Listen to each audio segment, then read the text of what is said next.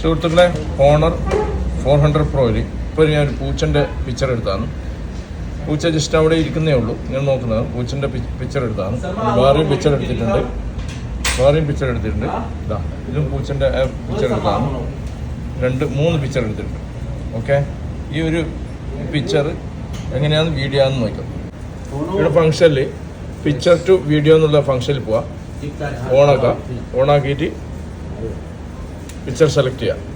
ഈ പിക്ചർ ഇങ്ങനെ സെലക്ട് ചെയ്ത് കഴിഞ്ഞാൽ അവിടെ തന്നെ ഓക്കെ ബട്ടൺസ് ഉണ്ട്. ഓക്കെ ബട്ടൺസ് പ്രസ് ചെയ്യാം. ഓക്കെ ബട്ടൺസ് പ്രസ് ചെയ്തപ്പോൾ 1.16.9 വേണോ 9.6 വേണോ നമുക്ക് ഏതാ വേണമെന്ന് സെലക്ട് ചെയ്യാം. ഓക്കെ ആയിക്കഴിഞ്ഞാൽ ഇപ്പോൾ ഇങ്ങനെ സമയം എടുക്കും. പ്രോസസ്സിങ് ടൈം ഉണ്ട് 1 മുതൽ 100 വരെ. അത് പെട്ടെന്നാവും.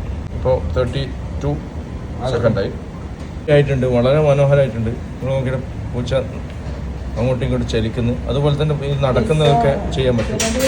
ഓരോ ആംഗിളിൽ എടുക്കുന്നതിനനുസരിച്ച് ഇങ്ങനെ മാറ്റങ്ങൾ വരും. എങ്ങനെയുണ്ട്? ഫംഗ്ഷൻ ഇഷ്ടപ്പെട്ട് നിങ്ങൾ വീഡിയോ ഒന്ന് ലൈക്ക് ചെയ്യുക, സബ്സ്ക്രൈബ് ചെയ്യുക. അടിപൊളിയല്ലേ? അതാ ശേഷം നമുക്ക് സേവ് ചെയ്യണമെങ്കിൽ സേവ് ചെയ്യാം. സേവ് ആക്കി കഴിഞ്ഞാൽ സേവ് ആവും. ഇവിടെ ഗാലറി സേവ് ആയി.